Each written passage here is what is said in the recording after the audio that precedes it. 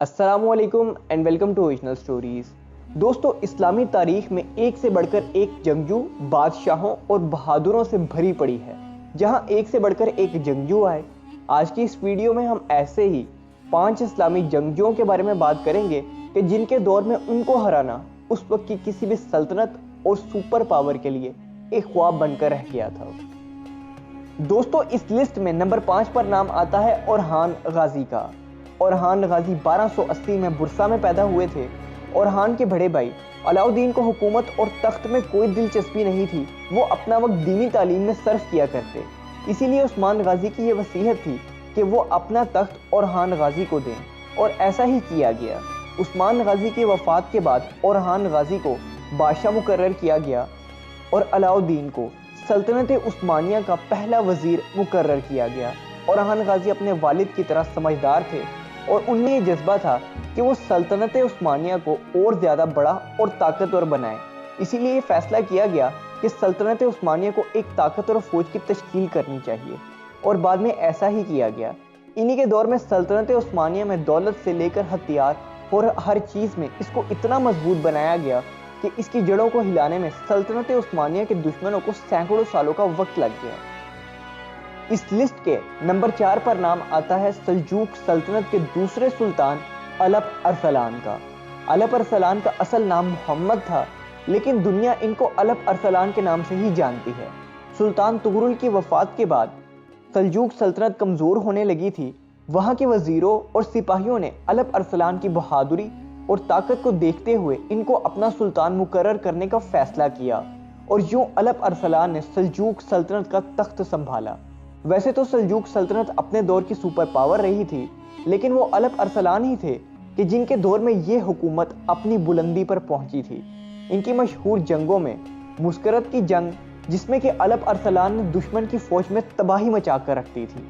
बाज़ंतीनी ये चाहते थे कि अलप अरसलान को हरा कर वो तुर्की में मौजूद तमाम मुसलमानों को अपना गुलाम बना लेंगे, लेकिन अलप अरसलान ने उनके ख्वाब को मिट्टी में मिलाकर रख दिया था। अलप अरसलान को उनकी बहादुरी और ताकत के लिए हमेशा तारीख में याद रखा जाएगा।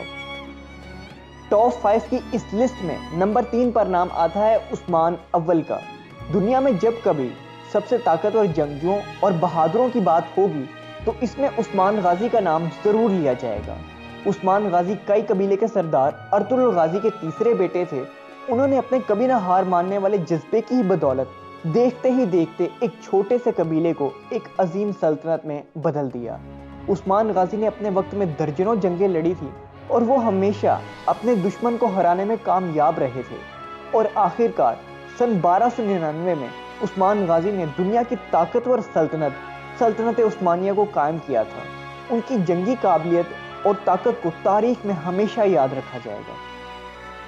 दोस्तों, इस लिस्ट में नंबर 2 पर नाम आता है सुल्तान सलाहुद्दीन अय्यूबी का।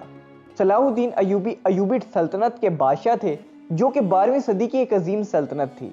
सलाहुद्दीन अय्यूबी ऐसे बादशाहों में शुमार होते हैं कि जिनको उनकी बहादुरी के साथ साथ दरिया दिली के लिए भी याद किया जाता है। हर रूह को, चाहे नाइट हो कि फौजी, चाहे कोई हो, मुझे कसम है अल्लाह की, किसी को खराश तक नहीं आएगी। ईसाइयों ने फतह के बाद किसी मुसलमान को जिंदा नहीं जाने दिया था। आपको शायद याद नहीं, मेरा नाम है सलाहुद्दीन। आपको बताते चले कि सुल्तान सलाहुद्दीन अय्यूबी 1137 में इराक के एक शहर तिकरित में पैदा हुए थे, और इनके दौर में दोबारा बैतुल मुकद्दस, जो कि मुसलमानों का किबला अव्वल भी है, इसे भी फतह करने में कामयाब रहे थे। दोस्तों, अगर आप सलाहुद्दीन अय्यूबी के बारे में और ज़्यादा जानना चाहते हैं तो कमेंट सेक्शन में इनका नाम लिखिएगा, हम इन पर भी एक मुकम्मल वीडियो बनाएंगे। दोस्तों, इस लिस्ट में नंबर 1 पर नाम आता है हजरत खालिद बिन वलीद का। अरब की सरजमीन में 100 से ज़्यादा जंगों में हिस्सा लेने वाला कमांडर, कि जिनको शिकस्त देना उस वक्त के किसी भी बादशाह और सल्तनत के लिए एक नामुमकिन काम था। हजरत खालिद बिन वलीद ने अपने वक्त में दर्जनों जंगें लड़ी थी। इनके बारे में कहा जाता था कि वो जहाँ जहाँ जाते जीत उनका मुकद्दर बन जाती। इसके अलावा इन्हीं के दौर में उस वक्त की सुपर पावर को भी शिकस्त देने में कामयाबी पाई थी, जिसमें कि रोमन एम्पायर, पर्शियन एम्पायर जैसी बड़ी बड़ी सल्तनतें शामिल थी।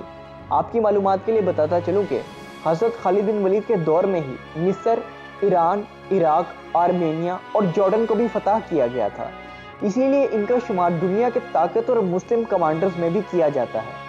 دوستو آج کی ویڈیو کے لیے بس اتنا ہی۔ اگر آپ کو کچھ جاننے اور سیکھنے کو ملا ہے تو اس ویڈیو کو لائک اور چینل کو سبسکرائب ضرور کیجئے گا آنے والی مزید ویڈیوز دیکھنے کے لیے۔